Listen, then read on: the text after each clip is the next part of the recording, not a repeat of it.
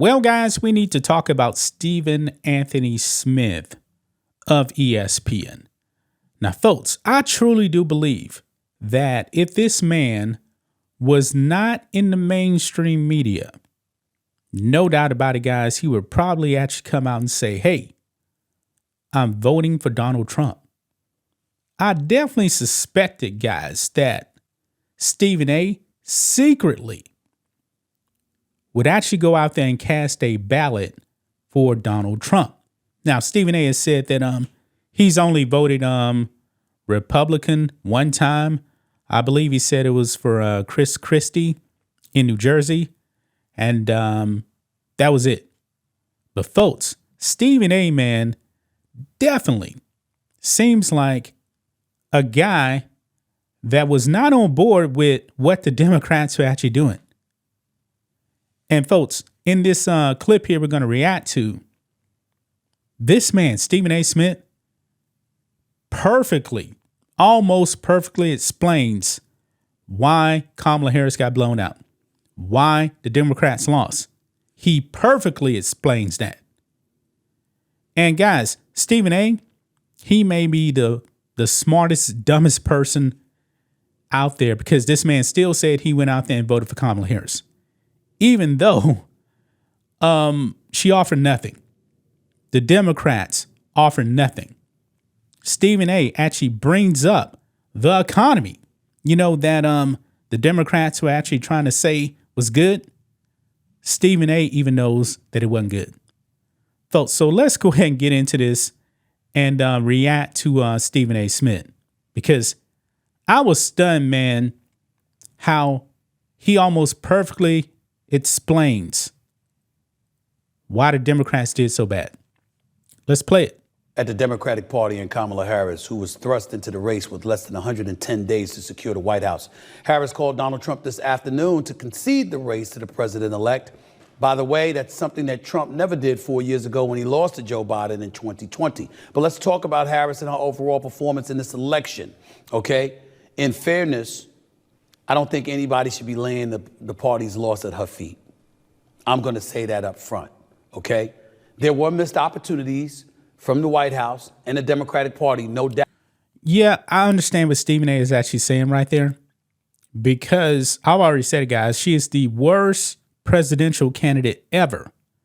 But you guys got to remember, and it was actually Joe Biden that endorsed her, and even Barack Obama waited like 5 days for actually coming out and endorsing her. There was no primary, by the way. So at the convention, the delegates just went to Kamala Harris. So they had right there. Doubt, but I'm not going to lay it at her feet. Before I even get into it, here's a look at my top 5 reasons, again, why the Democratic Party lost this presidential election. Look at it for yourself. The economy, immigration, crime, the woke culture. That last one, no primary candidate. OK, let me go down the list. Wow. Economy, immigration, crime, woke culture, no primary candidate. He's right about this. Stephen A. Smith is right about this. And woke culture, man, the Democrats, man, were actually trying to act like they weren't down with the transgender stuff, transitioning kids, men and women sports. They couldn't run away from that. And out here in Texas, man, Colin Allred, who's running up against Ted Cruz, couldn't run away from that, even though he said he didn't agree with men and women's sports, even though he actually voted against it. He got blown out in Texas. I already brought up how she missed opportunities. Remember when y'all got on me? Because I was sitting here talking about how she needed to make herself available and go out there and enter enemy territory and go out there and do interviews that wasn't rife with fluff. Remember I said that? Remember I said that Donald Trump was pointing to the war between Ukraine and Russia, or the Israeli-Palestinian conflict involving Hamas and Hezbollah. Remember I brought up all of that? And I said that Trump would literally use that and engage in some degree of chauvinism, because he's going to say, I'm here, I'm doing interviews with everybody. Where is she at? Remember that? And then suddenly everybody caught on. Eventually, I've been saying all along, she couldn't avoid it. You're the vice president of the United States. You should be on top of all of these issues. You should be ready to do interviews at a moment's notice. I'm not saying she didn't know the issues. I think she was overly sensitive to not coming across as if she threw Joe Biden under the bus. But here's the thing. Did Joe Biden deserve to be thrown under the bus? Yes, he did. Wow. Yes, he did. Let me tell you why. In 2020, he wins election. When he wins the election in 2020, Joe Biden promised to be a transitional president. He called himself a stopgap, an individual that was looking to pave the way for future candidates coming down the pike. He knew that come time for re-election, he would be 81, approaching 82 years of age. He knew that. What's he going to do, stay in office till 86? He gave us the impression that wasn't what he was going to do. What did he did after? What he did was the midterms came about. And it was supposed to be some red wave with a bunch of Republicans winning seats in the Senate and in the House.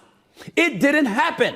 So because of that, since he was the incumbent, he was feeling himself because look at how many seats were retained or captured by the Democrats.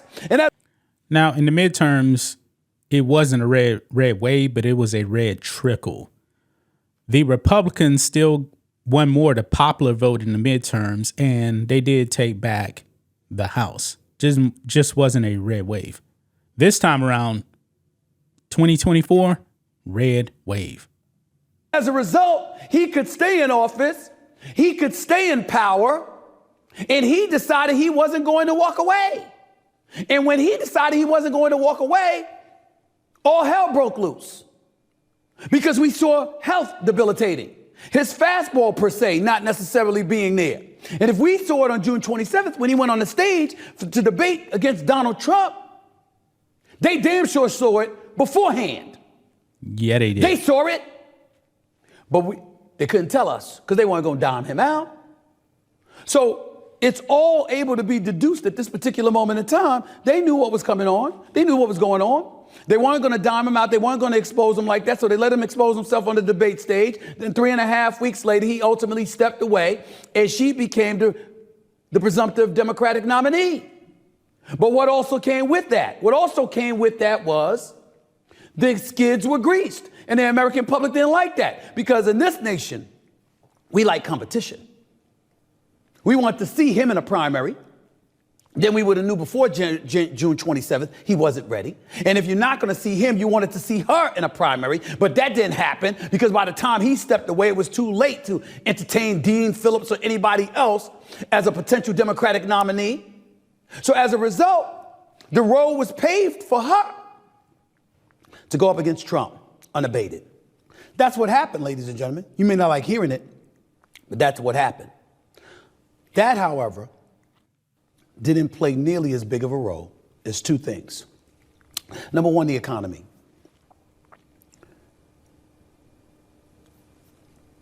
Black folks and minorities. You know what our definition of a good economy is? The value of our dollar and the dollars in our pocket. We don't want to hear inflation ain't the same. It's dipped 2%. If we can't tell when we go to the gas station, when we go to buy some milk and bread, when we go to the grocery store to buy groceries, if we can't tell, we don't want to hear shit about an economy. Yeah, Stephen A. Is right about that, but I would say it's not just minorities, it's everybody. Everybody, regardless of race, that went to the grocery store could easily tell, no matter what the Democrats said about the economy, those prices were still up. And the Democrats couldn't spend that. Any minority that actually believed that, actually, I don't believe there's any minority that actually thought that, guys, because all you got to do is go to the grocery store and you can tell. Yeah, this economy is trash. That's improving. Where's the evidence? Trump locked in on inflation. Yeah. And how the value of our dollar had diminished before our very eyes. He didn't bring up his role in it prior to Biden arriving. Smart of him not to. But nevertheless, he focused on that. And the Democrats wouldn't acknowledge, but so much how bad it truly, truly was. But that all pales in comparison to immigration. Why is immigration so important? Because from the moment Biden got in office, he opened the floodgates. Yes, he did. There was no wall built. There was no lines of demarcation to prevent folks from coming across the border. He opened the borders because he was capitulating to the extreme left. Damn near his first week in office with a bunch of executive orders. And as a result of that reality. Well, I wouldn't even say like the first week, the first day, remember, first day Biden was in office, a whole bunch of illegals were at the border waiting to come in. And guess what? They got in.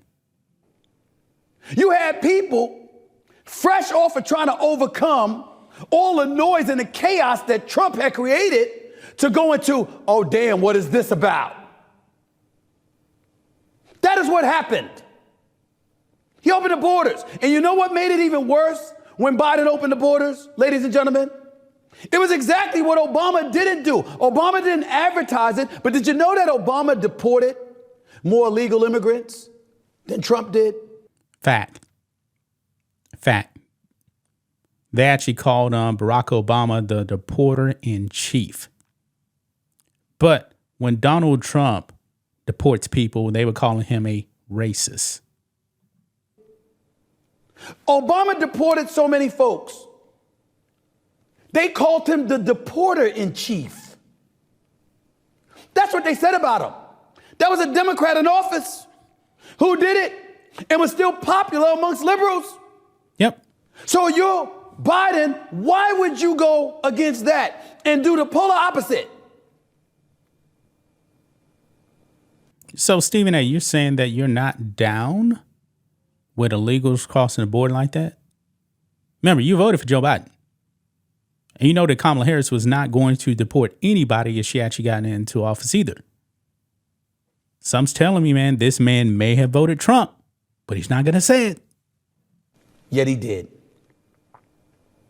And as a result, the right was able to look at our streets being overcrowded, and any immigrant damn near caught getting a ticket for some reason or another was highlighted and illuminated. See what they're doing to our country? And you sort of backdrop, and it didn't even have to be true. It didn't matter. You sort of backdrop, and then you looked at the streets of Los Angeles, the streets of New York City, San Francisco, let's not forget that. And you said, is that what you want your country to look like? Is that what you want taxpayer money funding?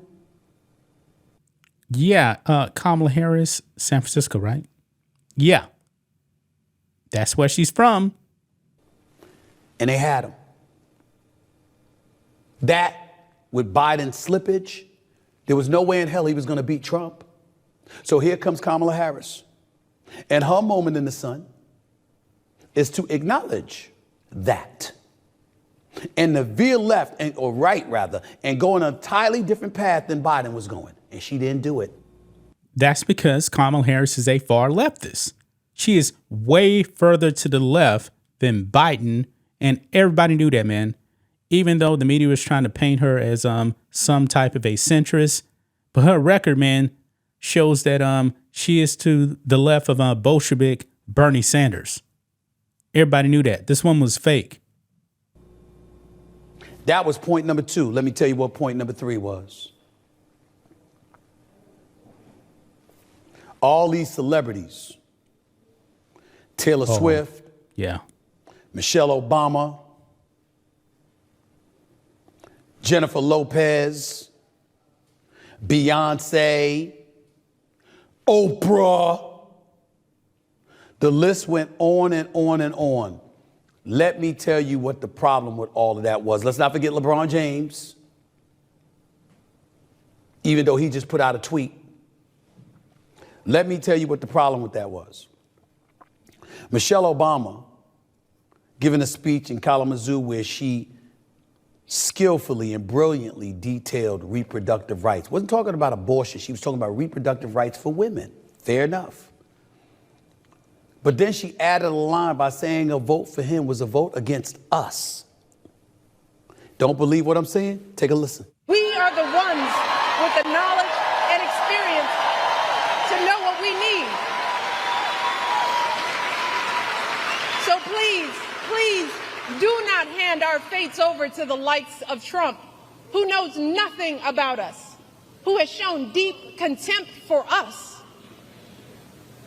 Because a vote for him is a vote against us, against our health, against our worth. You see what Michelle Obama said right there? I'm here to tell you that I believe if Michelle Obama was running, she would have won this election by a landslide. No, she wouldn't. She would have not won a landslide. Just stop it. She's that popular. She's that. You see, that's why I said he almost perfectly explains why Democrats lost. Skilled. She's a brilliant orator. She's a wonderful woman, the greatest first lady I think this country is. Now, I will say this here. She's definitely light years better than Kamala Harris, but doesn't take much. Ever seen. But when she added that line, how you think American citizens felt? So in other words, if we don't agree with you, we're against you. It didn't affect me because I'd already voted for Kamala Harris. Maybe. Might not have affected most women, maybe some. How'd you think the men felt about that? So we have to do what you tell us to do, otherwise we're anti-you. Thought that worked? Do y'all know anything about most men? Think that's gonna work? How about this one from Oprah? Take a listen. If we don't show up tomorrow, it is entirely possible that we will not have the opportunity to ever cast a ballot again. And let me be very clear. If you do not make sure that the people in your life can get to the polls, that is a mistake. Deciding not to decide, that is most definitely a vote to let other people control your future. Civil Rights Act of 1964, Voting Watch this, man. Stephen A. nails it right here. Rights Act of 1965, been in place since 1965. That's spanning more than nearly 60 years. Okay? And you're going to look an audience in the face and you're going to tell them that if you vote for Donald Trump, you may not ever be able to cast a vote again. Nobody believes this. Who believed that? Nobody. Who believed that coming from Oprah? Truly, who believed that?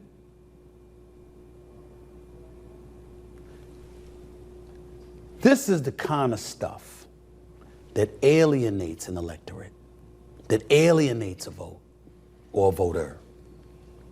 Because the freedom that you tell them they have, you try to confiscate morally by letting them know you ain't worth a damn unless you vote the way we say you should vote.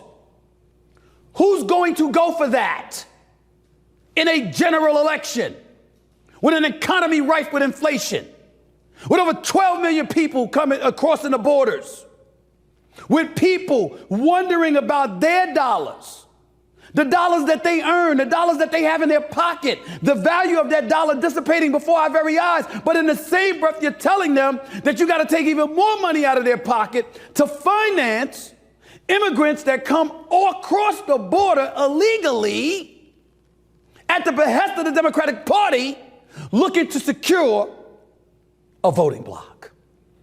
Wow. You know what? Stephen A. sounds like a MAGA Republican right there, right, guys? Definitely sounds like a MAGA Republican. He does not sound like a Democrat right there. Did you think that would work? Did you think that would work? Ladies and gentlemen, Kamala Harris wasn't perfect, but she worked her you-know-what off to try to make this happen.